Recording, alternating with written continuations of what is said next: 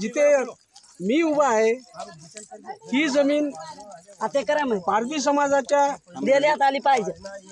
लोकांना अतिक्रमण करून आपल्या उपजीविकेचं साधन दुसरं कुठलंही नसल्यामुळे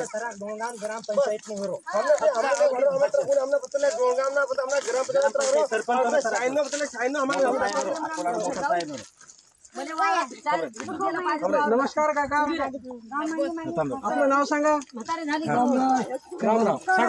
नाव सांगा आपलं।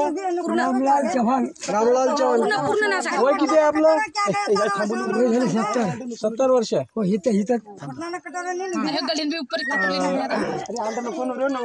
किती वर्षापासून इथं राहता तुम्ही? तिथे मला 50 वर्ष झाले। 50 वर्षापासून इथंच राहता। शेती वगैरे करता का? हो।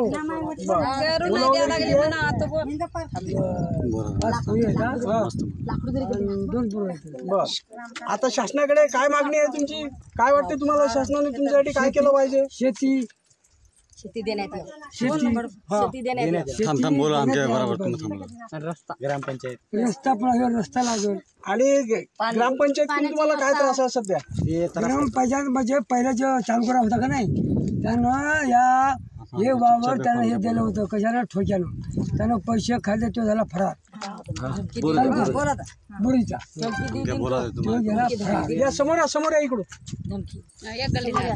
तो झाला फरार। आता हे दुसरा आला तर मी काय करू नाही। आता त्यात तो काय म्हणे की तुम्ही राहा बाबा, आदिवासी होता तो, मग तो आदिवासी होतात की आपण कारवाई करून घेऊ त्या बाबा काय। आताचा ग्रामपंचायत त्रास करायला लागला। आता हे ग्रामपंचायत काय आहे, तिथून त्या सोलर वाल्याने हे वावर विकलं, इथून तिथून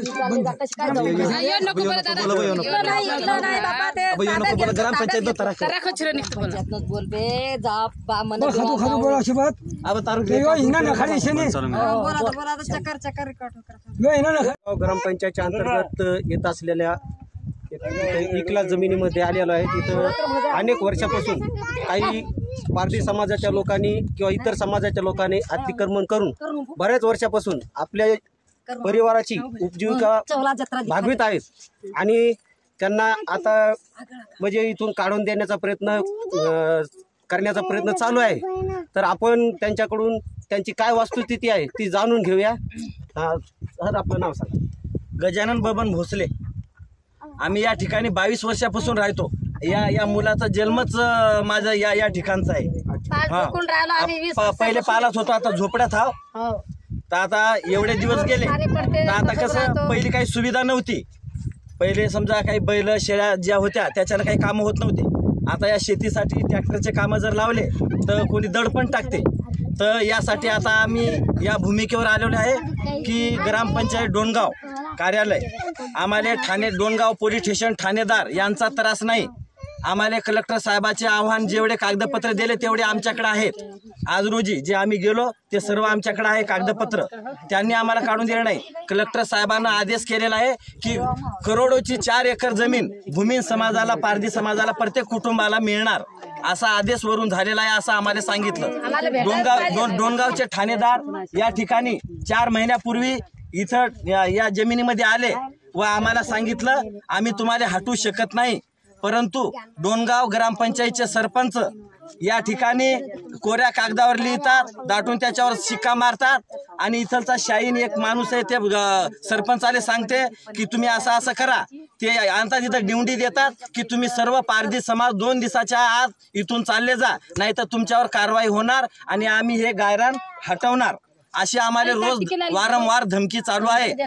संविधान बाबासाहेब आंबेडकरांच्या लिहिण्याच्या नुसार हे पारधी समाजाला जेवढे आरक्षण आहे एवढं आरक्षण हे ग्रामपंचायतवाले त्याची पालन करायला लागले नाही। संविधानाच्या नुसार आमच्या पारधी समाजावर अत्याचार करायला लागले। संविधानाच्या नुसार आमच्यावर जे आम्हाला जे मिळणार कायदेशीर जो लाभ मिळणार तो लाभ आम्हाला या ठिकाणी मिळत नाही। आम्ही एवढ्या वर्षापासून राहतो, आम्हाला रस्त्यानं जर चाललो तर शिवीगाळी करतात, रस्त्यानं चाललो तर म्हणतात येत नाही, मग आम्ही जायचं कुठून, यायचं कुठून। आता हे लहान मुलं बाळ येतं। आता या ठिकाणी सरकारी विहीर त्यानं खणलेली होती पिण्याच्या पाण्यासाठी, डोणगाव यांनी त्याला बांधलेली नाही, काहीच नाही. त्याचं पाणी काढता येत नाही. आता आम्ही लांबून पाणी आणतो, बाटलीनं कॅननं पाणी आणतो, विहिरीचं पाणी आणतो. लहान लहान मुलं बाळं आणतात आणि आम्ही या ठिकाणी पितो. पण वारंवार धमकी देत आहे, फक्त आम्हाला या ठिकाणी काढून देऊ नये हीच आमची विनंती आहे. म्हणतात की चालले जा. आम्हाला एक असा प्रश्न विचारायचा आहे की सध्या स्थिती तुमचे रहिवासी जे डॉक्युमेंट्स आहेत ते प्रॉपर कुठले समजा सध्या डोणगावचे आहेत का कराडवाडी किंवा इथले? हो, आमचे जुने जे लेकराचे मुलाबाळाचे जे जन्माचे कागद आहेत तर या कराडवाडी, डोणगाव व आरेगाव म्हणजे हे नेटी तिन्ही गावं जाग्यावर येतं. तर हेच इथलचेच कागद आहेत आमचे. तुम्ही या ठिकाणी मतदान वगैरे करता? हो, डोणगाव आरेगाव आमचं मतदान आहे. ग्रामपंचायतला करता? आरेगाव ग्रामपंचायत डोणगाव जवळ. म्हणजे तुम्ही बऱ्याच वर्षापासून म्हणजे किती वर्षापासून मतदान करता किंवा किती वर्षापासून इथं रहिवासी आहे? आता आम्ही कम से कम 14 वर्षापासून मी मतदान करतो. अच्छा. हो, आणि बाकीचे सुद्धा आता सगळे इथं हो, हे सर्व रहिवासी आहेत. इथलचे आधार कार्ड, मतदान कार्ड हे सर्व आमच्या या ठिकाणचे आहे. आणि तरी सुद्धा इथली जे यंत्रणा आहे ही तुम्हाला काढून देण्याचा प्रयत्न करत आहे. हो, ग्रामपंचायत सरपंच हो, ते शाही सरपंचावर दडपण टाकतात आणि ते